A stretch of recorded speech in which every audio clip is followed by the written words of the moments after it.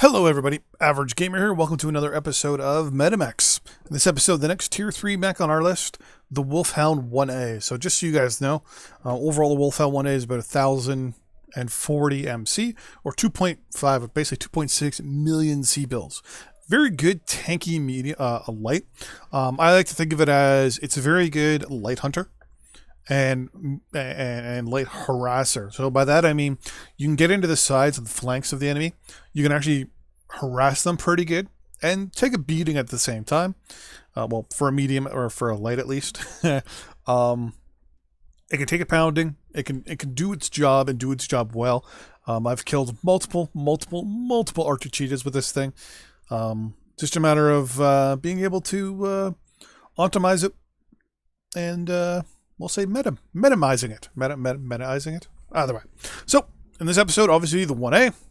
A couple things you want to do with the 1A. Number one is the quirks, right? So, the main quirk it has here is a whole bunch of armor bonuses, which were recently changed up, which we'll get into, and laser duration. So, laser duration is the main thing for this mech.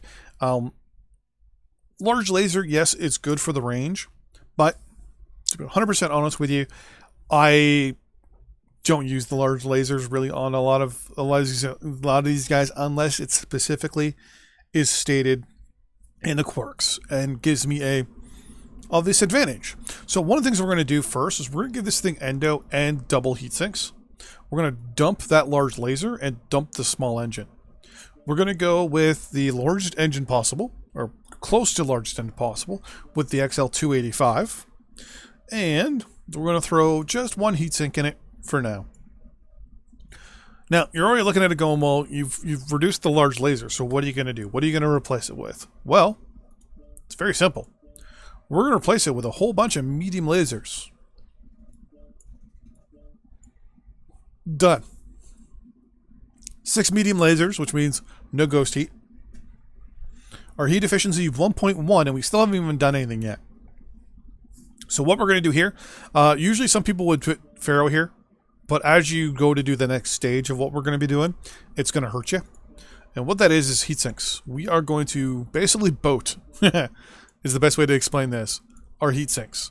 We need to now also modify some of our armor a little bit, so we can get another ton of heat sinks. I've never really gotten legged in a Wolfhound, to be honest with you. It happens. I mean, I will be the first person to admit, you know, you get shot in the legs. You can get shot in the leg in just about any mech possible. Actually, you know what? Let's 12 and 40.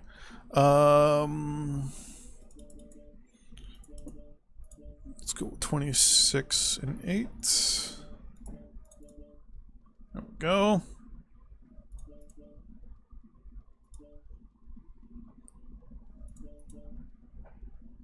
Now, one of the things with this mech is this right here. What we're looking at is the meta mech build. You're basically going with the XL285, the extra heat, heat sink and all that stuff, and obviously the armor is changed.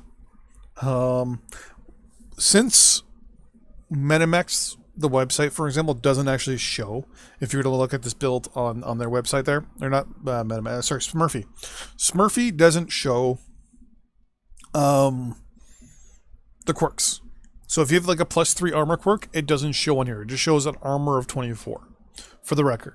So, we add our 3 back there, we add our 6 there, because you can see there, right?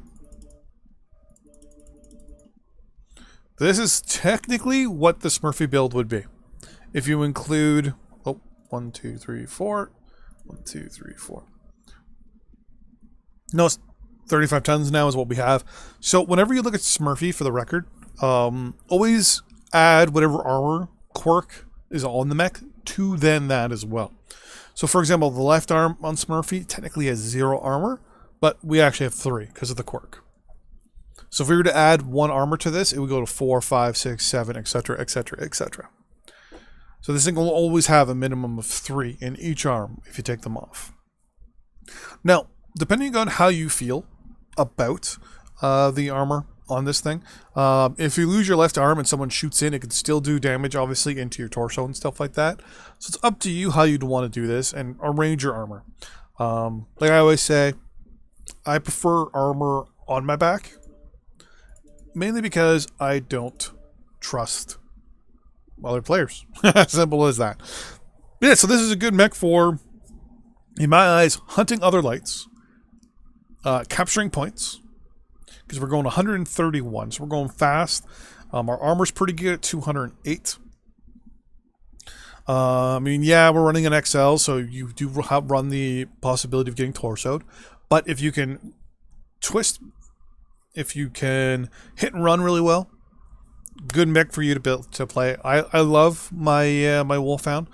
My Wolfhound-2 though is honestly my favorite of all of them, which we'll probably get into looking at later.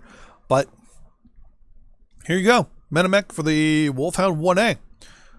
A good good light hunter / capturer.